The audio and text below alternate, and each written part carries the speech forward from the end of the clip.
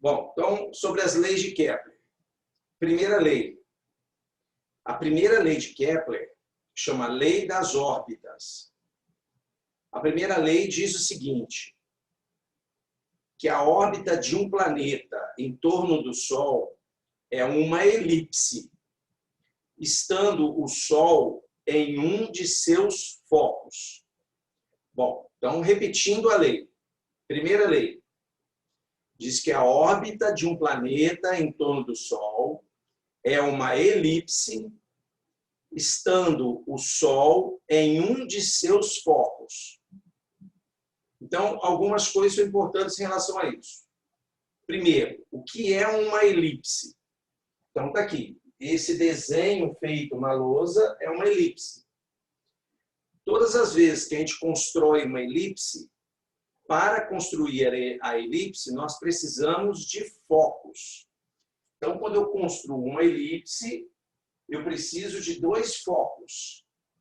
Qualquer distância daqui, de um foco até a elipse, até o outro foco, sempre a soma dessas distâncias serão iguais. Sempre a soma das distâncias de um foco até a elipse, até o outro foco, vão ser sempre iguais. Isso são focos da elipse, são lugares geométricos, assim como o centro da circunferência. Ele é um lugar geométrico dos pontos equidistantes à circunferência. Os focos também são lugares geométricos, ou seja, são entes matemáticos que servem para construir uma elipse. Então, de acordo com a primeira lei de Kepler, a órbita de um planeta em torno do Sol é uma elipse, estando o Sol em um de seus focos.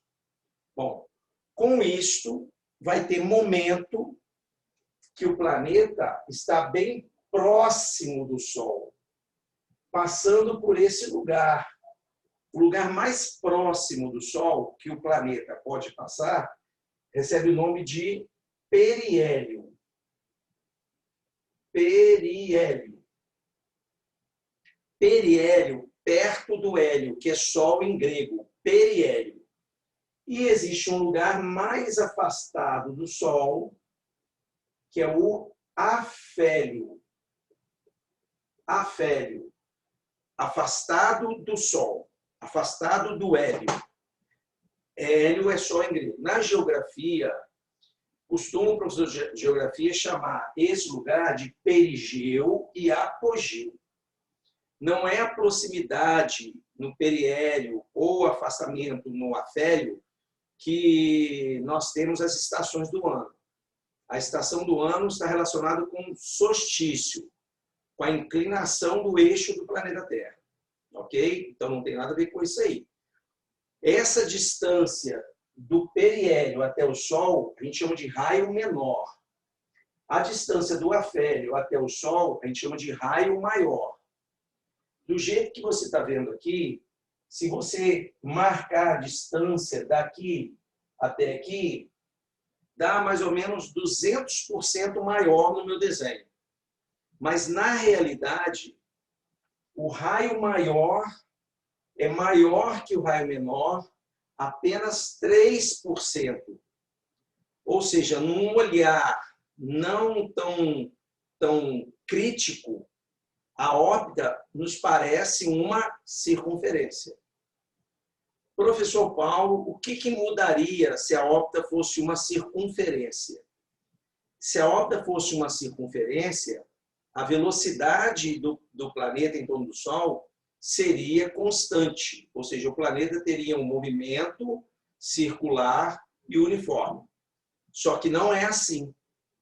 Tem momento que o planeta está mais perto e, com isso, a velocidade é maior. Tem momento que o planeta está mais afastado e em função disto, a velocidade é menor. Ok? Então, esse foi um dos erros que Nicolau Copérnico cometeu, achando que a órbita era uma circunferência, que depois foi ajustada por Kepler. Não é. Mas o tamanho do raio maior é tão poucas vezes maior que isso pode fazer a gente errar. Outras perguntas sobre a primeira lei que vão fazer a gente errar. Primeiro, falar que o Sol está no centro da elipse. Não, está em um dos focos. Falar que a velocidade do planeta em torno do Sol ela é constante. Isso está errado. Tem exercício que a gente admite para facilitar a matemática e transformar o movimento num movimento circular uniforme. Mas, se for uma pergunta sobre a primeira lei, a optoelipse. Outro detalhe importante é saber que essa primeira lei de Kepler não serve só para planeta, todas as leis, aliás, não servem só para planeta em torno do Sol. Serve para qualquer corpo de massa pequena que gira em torno de um outro corpo de massa bem maior por ação de força gravitacional. Então, vale entre a Terra e o Sol, vale entre a Lua e a Terra, vale entre um satélite artificial da Terra e o planeta Terra. Então, as leis de Kepler, elas valem para todas essas situações. Vamos agora para a segunda lei. A segunda lei diz assim, ela tem dois enunciados. Eu vou falar um enunciado, depois falo o outro, inclusive na hora de escrever, eu vou escrever sobre os dois enunciados. O primeiro enunciado diz assim, que um planeta varre áreas proporcionais ao tempo. Bom, isso significa que o planeta, quando se desloca, existe uma linha imaginária que liga o planeta até o Sol. Essa linha imaginária a gente chama de raio vetor. Então, suponhamos que o planeta esteja na posição 1 e ele desloque para uma posição 2. Quando ele sai da posição 1 e vai para a posição 2, ele varre uma área. Vamos dizer aqui que ele varreu uma área A1 e gastou para isso um tempo T1. A lei fala justamente sobre isso, que um planeta ele sempre vai varrer áreas proporcionais ao tempo. Quando a gente fala de proporcionalidade, regrinha de 3. Quer dizer, se ali ele varreu uma área A num tempo T, se no próximo momento ele varrer uma área de 2A, ele vai gastar um tempo de 2T. É isso que diz a lei. E um outro jeito de enunciar a segunda lei de Kepler é que o planeta varre, se ele varrer áreas iguais, ele vai gastar para isso tempos iguais. Eu vou escrever isso matematicamente, mas vamos colocar outras situações, outras posições. Suponhamos que o planeta esteja nessa posição aqui, vou chamar de posição 3, e ele vá para essa posição aqui, ó, posição 4. Aqui ele varreu uma área. Ele varreu uma área A2, um tempo delta T2. Vamos pegar outra posição aqui, ó. Vamos pegar aqui uma posição 5 e até uma posição 6. Ele varreu essa área aqui, ó. Delta, uma área 3, num tempo delta T3. Escrevendo matematicamente isso que está ali, escrevendo matematicamente isso que está aqui, sobre a segunda lei, área 1 sobre delta T1 é igual a área 2 delta T2, que é igual a área 3 sobre delta T3. Ou seja, isso vai ser sempre uma constante. Quer dizer, se por acaso, eu não estou falando que que as áreas são iguais, eu estou falando que as áreas são proporcionais ao tempo. Então, se daqui para cá a área dobra, daqui para cá o tempo também vai dobrar. Se daqui para cá a área triplicar, o tempo também vai triplicar. Agora, isso implica dizer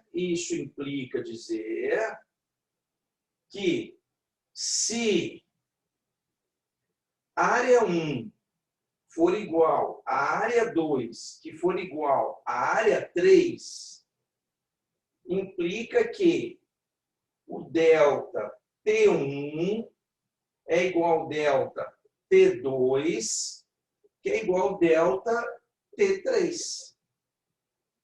Ou seja, se as áreas forem iguais, os tempos serão iguais. Então, vamos pegar aqui uma situação para que a gente tire uma conclusão. Se essa área 2 for igual a essa área 3, e é possível, porque essa aqui é magrinha e altinha, essa aqui é baixinha e gordinha. Se essa área 2 for igual à área 3, esse tempo 2 é igual a esse tempo 3. Esse tempo 2 é igual a esse tempo 3. Pergunta: se o tempo 2 é igual ao tempo 3, como isso é possível? Se os tempos são iguais, mas as distâncias percorridas são diferentes. Aqui ele percorreu uma distância maior do que aqui, mas o tempo é o mesmo. Qual é a conclusão?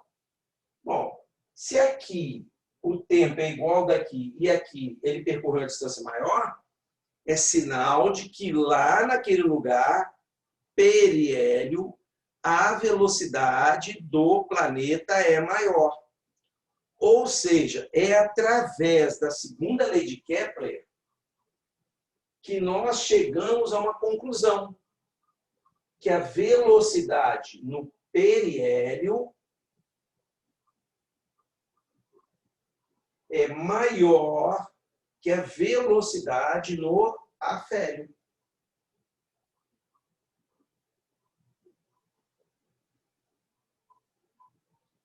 Então, a segunda lei de Kepler nos permite concluir que a velocidade no periélio é maior do que a velocidade no afélio. Então, além de ter o aspecto matemático da proporcionalidade entre área e tempo, nós tiramos esta conclusão. Porque nós não podemos tirar a conclusão da velocidade do planeta por proximidade em função de forças gravitacionais, já que a força gravitacional foi determinada por Newton, e Newton é depois de Kepler. Então, para determinarmos e concluirmos que a velocidade no periélio de um planeta é maior do que a velocidade no afélio, é graças à segunda lei de Kepler.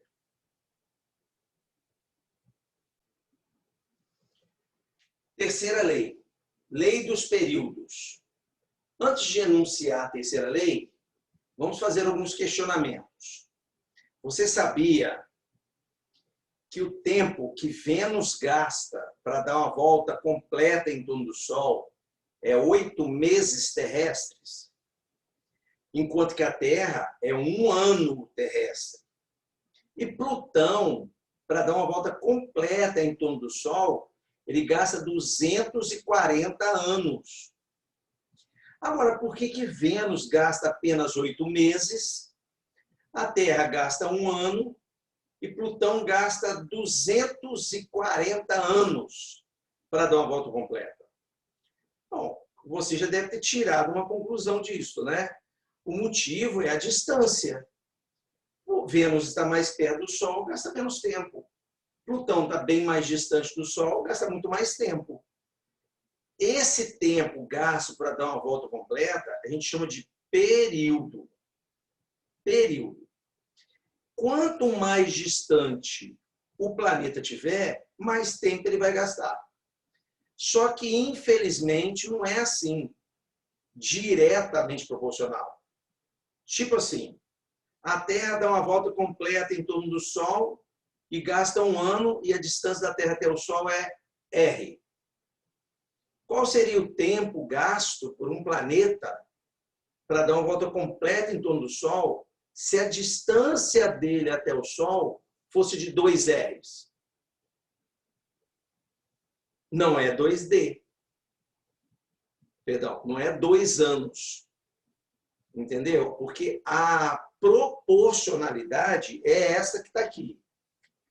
O período do planeta em torno do Sol ao quadrado é diretamente proporcional ao raio da sua órbita elevado ao cubo. Isso aqui é sempre constante. O período de um planeta ao quadrado é diretamente proporcional ao raio médio da sua órbita elevado ao cubo.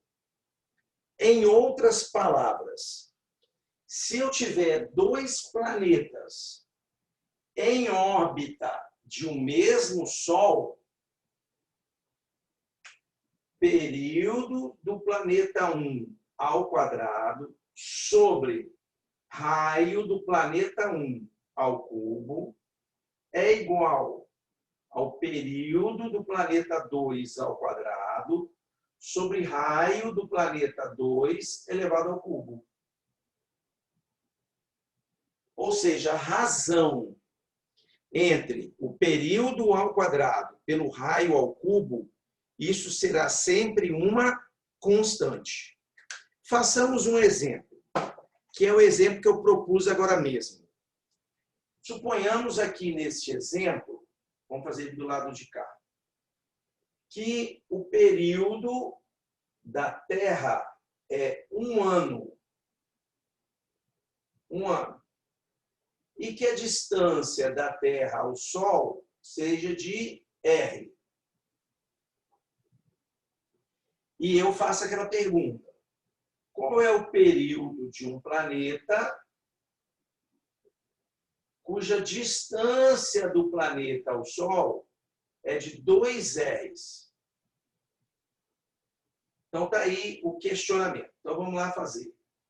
Ó, vamos fazer por aqui.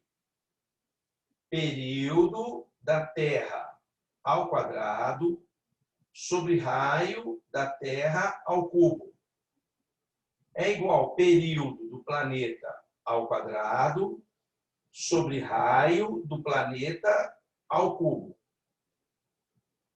Vamos substituir.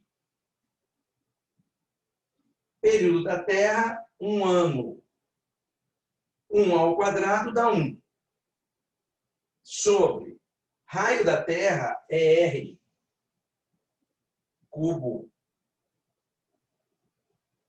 Período do planeta é o que eu quero descobrir. Ao quadrado. Raio do planeta, 2 Rs ao cubo. Continuemos. Vou passar isso aqui para cá. Vai dar 1 sobre R cubo é igual a período do planeta ao quadrado sobre 2 cubo R cubo.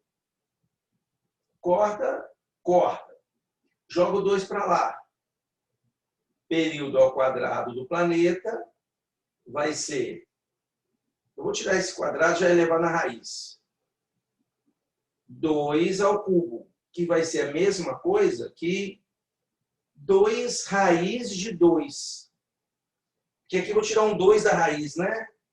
Anos. Se não gostou da resposta, raiz de 2 é aproximadamente 1,4.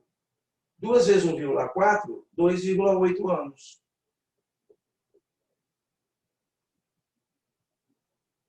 Aí, ó. Recapitulando. Período da Terra, 1 ano, raio da Terra é R. Qual é o período do planeta se a distância dele é 2 Rs? Aí é só substituir. Período da Terra ao quadrado, raio da Terra ao cubo, período do planeta, período do planeta ao cubo. O período da Terra é 1 ano. O raio da Terra é R. O período do planeta eu não sei. O raio do planeta é 2Rs. Ok? Ao cubo. Aí elevei ao cubo os 2 aqui, simplifiquei, extraí a raiz do período e achei 2 raiz de 2. Você viu ali no exemplo que existe uma proporcionalidade, mas não é diretamente proporcional. O período ao quadrado é diretamente proporcional ao raio ao cubo.